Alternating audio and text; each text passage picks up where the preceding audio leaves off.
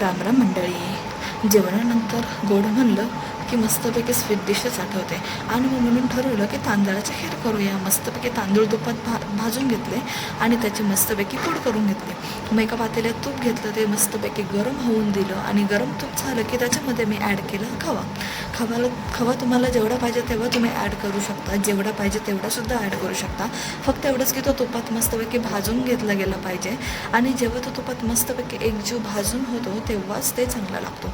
मग एकदम किंचितचं थोडंसं अर्धा वाटी मी दूध टाकलेलं आहे आणि ते एकजीव केलेलं आहे, कारण त्याच्या गाठ्या तयार होत असतात खव्याच्या, त्याच्यामुळे ते दुधामध्ये व्यवस्थित मिक्स करून घेतलेलं आहे. आणि जेव्हा तो मिक्स झाला तेव्हा मी तांदळाची जी पूड केली होती ती टाकली आहे.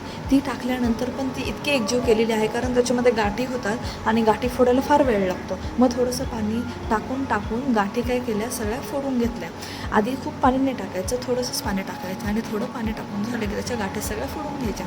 मग तुम्हाला जेवढं पाणी टाकायचं तेवढं टाकायचं, पण गरम पाणी टाकायचं हां. त्याच्यामुळं काय होतं, ते लवकर गाठ्या फुटल्या जातात. मग ड्रायफ्रूट टाकून घेतले. ड्रायफ्रूटशिवाय तर खिरीला मज्जा नाही. आणि मस्तपैकी किसलेलं ओलं खोबरं टाकून घेतलं आणि मग व्यवस्थित सगळं एकजीव करून घेतलं. जोपर्यंत ते व्यवस्थित उकळी येत नाही आणि ते एकजीव होत नाही तोपर्यंत छान लागत नाही.